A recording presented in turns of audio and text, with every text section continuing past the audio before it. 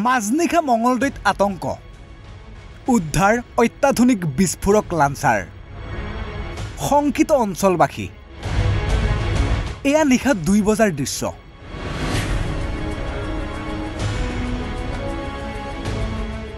মঙলদৈৰ বৰুৱাপাৰাত আতংকময় পৰিৱেশৰ সৃষ্টি কৰিছে এইটো অত্যাধুনিক বিস্ফোৰক লাঞ্চাৰে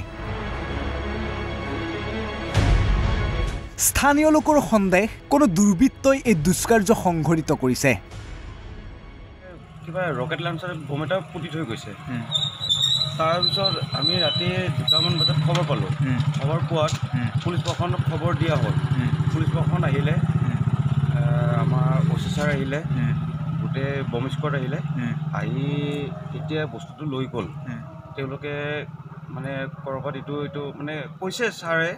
যে এইটো মানে আগতে ইউজ হোৱা কোনোবাই মানে ইণ্টেনশিয়েলি মানে থৈ গৈছে মানে ভয় খুৱাবলৈ ছাৰতে লৈ গ'ল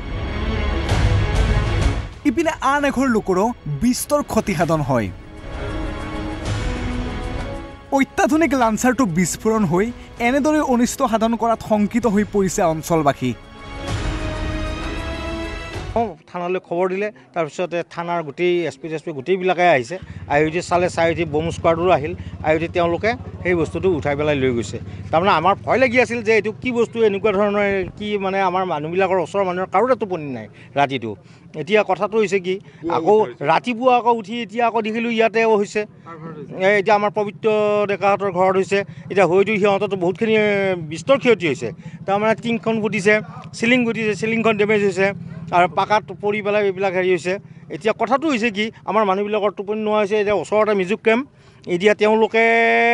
আমি এটা সন্দেহ কৰিছোঁ কাৰণ তেওঁলোকে খবৰ পোৱাৰ লগে লগে এইটো বস্তু লৈ যাবলৈ আহিছিল কিন্তু ঘটনাটো হৈছে কি এতিয়া যদি এনেকুৱা হয় আমাৰ যদি ঘৰত যদি তেওঁলোকৰ যদি তাৰে মন্দিৰত নপৰি যদি বিছনাখনত যদি পৰিল হয় তেতিয়া গোটেইটো জ্বলি গ'ল হয় গতিকে এই কথাটো খুব